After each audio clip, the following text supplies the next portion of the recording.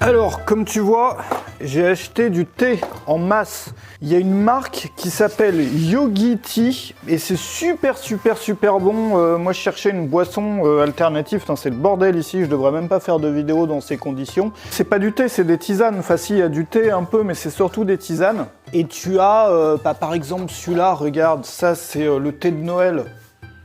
Alors dans le thé de Noël, tu as de la cannelle, de l'anis, plein de choses. Enfin, il y en a des extrêmement étonnants. J'avais fait le test avec quelques paquets, puis là j'ai acheté la totale, tu vois, j'ai vidé leur stock. Ça c'est du thé vert avec des huiles au citron. Regarde, il y en a même un épicé là, sweet chili. Sweet chili et t'as au chocolat menthe. Et moi j'ai découvert que j'adorais ça en fait, voilà, donc je deviens un peu papy là, tu vois. Mais moi je me fais des ambiances tisanes maintenant, c'est super bon. En fait j'aimais pas trop les tisanes parce que j'avais pas découvert les bonnes. C'est pareil souvent avec plein de choses, c'est même pareil avec les gens, tu vois. Parfois t'aimes pas les gens, c'est juste que t'as pas trouvé les bonnes personnes. Moi j'ai trouvé les bons thés là, tu vois. C'est vraiment trop bon, regarde, tu vois, t'as double menthe.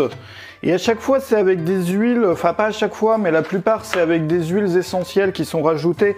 Men's tea, c'est de la tisane pour les hommes avec du gingembre, du chili, donc il y en a qui sont épicées, c'est assez étonnant. Alors j'ai même pris celle pour les femmes, tu vois, pour essayer. J'essaye tout là, soyons fous, tu vois.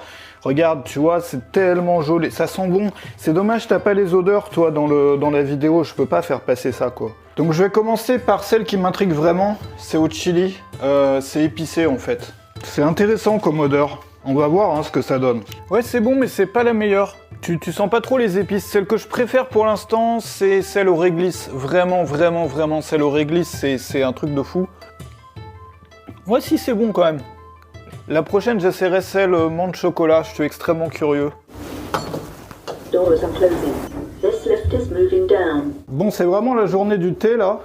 J'ai des thermos qui sont arrivés en click and collect, donc je vais aller les chercher. Et puis peut-être prendre le déjeuner un peu dehors. Il fait 0 degré, donc les déjeuners dehors en terrasse, c'est pas fou là. Voilà, et en plus il pleut. Ici, on a toujours le masque obligatoire dehors, et puis les restaurants sont fermés encore à l'intérieur. Donc on est toujours en Roumanie, hein. Là, on traverse un quartier communiste. Tu vois, je t'avais montré les immeubles communistes qui ont été construits pendant le communisme. Mais ça paraît moche, mais en fait, on vit bien dedans. Enfin, t'as des apparts qui sont vraiment bien. Et puis, il y a des apparts qui sont pourris un peu comme partout, quoi.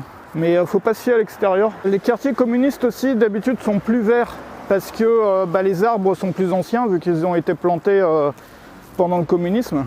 Et tu vois, le drame, en fait, des immeubles communistes, c'est les balcons qui ont été fermés. Tu vois, chacun a fermé son balcon à un moment. Et du coup, ils n'ont pas tous la même tête. Ah, il neige! Mais il neige! C'est magique! Bah, tu vas pas voir la neige. Tu vas pas la voir, elle est trop fine, mais il neige. Première fois. Je crois à la fin du communisme, beaucoup de gens ont fermé leur balcon pour avoir une pièce en plus. Le problème, c'est qu'ils l'ont pas tous fait de la même façon. Là encore, ça va, c'est pas trop moche, il y a pire, mais parfois c'est extrêmement moche. Et puis de plus en plus, ils construisent des nouveaux immeubles. Ça construit énormément dans le coin. Moi, comme je te disais, j'ai acheté dans un nouvel immeuble là. Et je vois rien, t'as vu le drame avec les lunettes et le masque, surtout quand il pleut ou il neige ou quand l'air est humide en fait.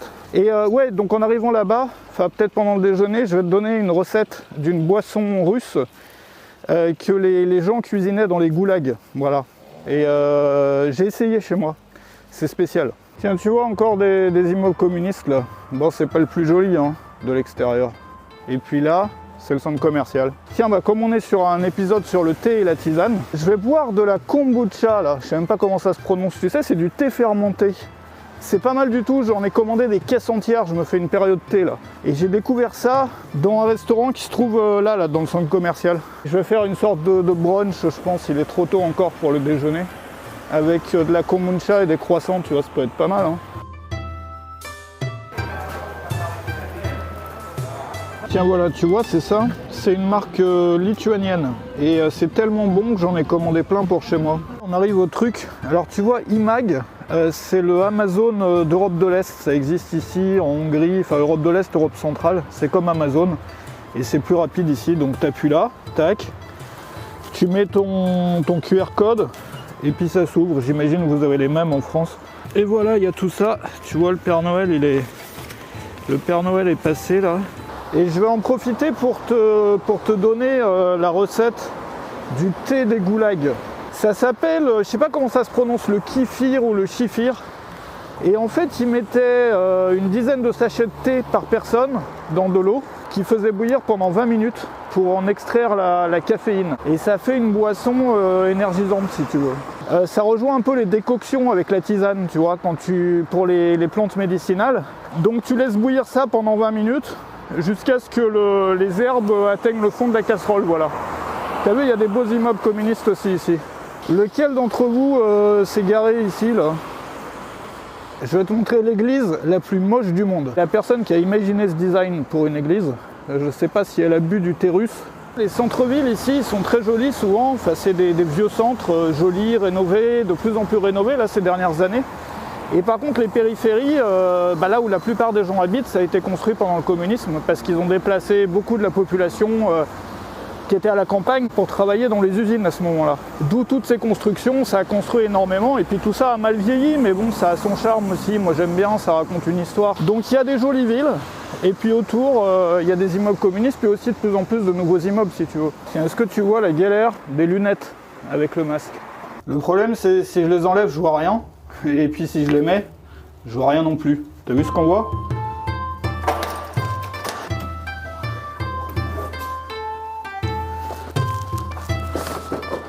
J'ai pris du matos pour le thé, tu vois. Un gros thermos comme ça, tu vois. Et puis, normalement, ça, c'est un mug. Hop! Ah non, c'est du café, ça. Et voilà, tu vois, c'est un mug comme ça et tu peux le garder toute la journée. Il y a une valve, normalement. Et ça tient 18 heures. 18 heures, quand même. C'est magique. Ma vie va changer avec le thé. Tu sais, moi je suis quelqu'un qui aime pas faire les courses, donc je travaille par stock. Ça, c'est mes stocks actuels de capsules de café, tu vois. Je vais te montrer d'autres stocks aussi, tu vois. Ça, c'est mes stocks actuels de Well, c'est de la Smart Food. Donc j'ai des barres comme ça, tu vois, des barres. J'ai le Hot and Savory, ça c'est du chaud, tu vois, pour mélanger avec de l'eau, pour faire du chaud.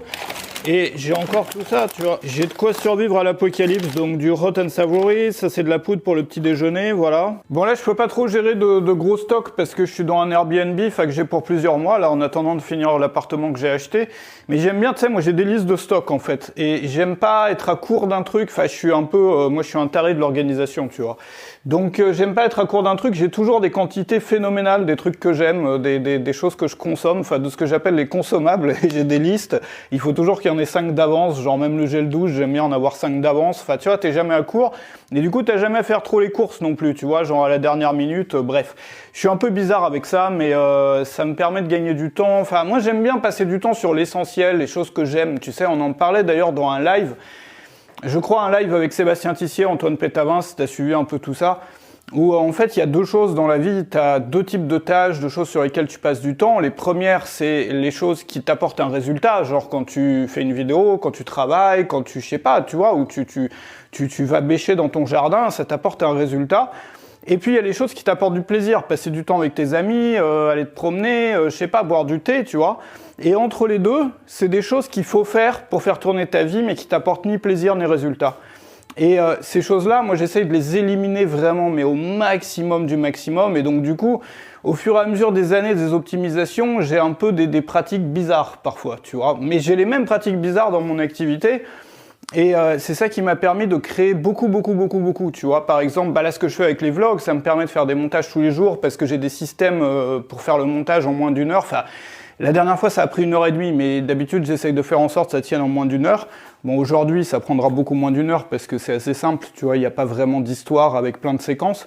Mais j'aime bien tout optimiser comme ça, moi. Voilà, tu vois, j'aime bien ça. Bref, je suis prêt pour l'apocalypse, tu vois, et c'est un peu, ça rejoint un peu le survivalisme, enfin moi je suis pas survivaliste, tu vois, j'habite pas dans un bunker, tout ça, mais il y a une notion là-dedans, tu sais que les survivalistes, les personnes qui attendent un peu enfin qui se préparent pour les catastrophes, ils ont pour pratique d'acheter des produits en avance. C'est-à-dire, tu vois, la prochaine fois que tu vas acheter du riz, au lieu d'acheter un paquet, t'en achètes 2. Et du coup, au fur et à mesure, tu vas avoir de plus en plus de stock. Tu vois, pas forcément en dépensant beaucoup d'argent d'un coup. Il suffit de doubler les quantités pendant la première année. Et au bout d'un moment, tu vas te retrouver la quantité des produits non périssables ou des consommables pour ta vie. Et pour pas que les stocks se périment, en fait, tu commences toujours par consommer le plus ancien. C'est-à-dire, imagine, tu as pour le riz, les pâtes, des choses comme ça, ou même le café ou le thé. Enfin, le thé, tu peux encore le boire dans 20 ans, ça aura perdu peut-être un peu de goût, je sais pas, mais tu les tries, tu vois, sur ton étagère par plus ancien ou plus récent. Et tu commences par consommer le plus ancien. Et donc du coup, t'as jamais rien qui se périme, tu vois, pour ce genre de produit. C'est comme ça que font les survivalistes, voilà, et c'est super intéressant. Je te laisse là-dessus, bon thé chez toi. Moi, je change ma vie avec le thé. Maintenant, tu sais, j'aime bien expérimenter des changements de vie, des nouvelles, je sais pas forcément des nouveaux produits, mais des choses comme ça. Salut chez toi, bisous, bonne tisane à la tienne.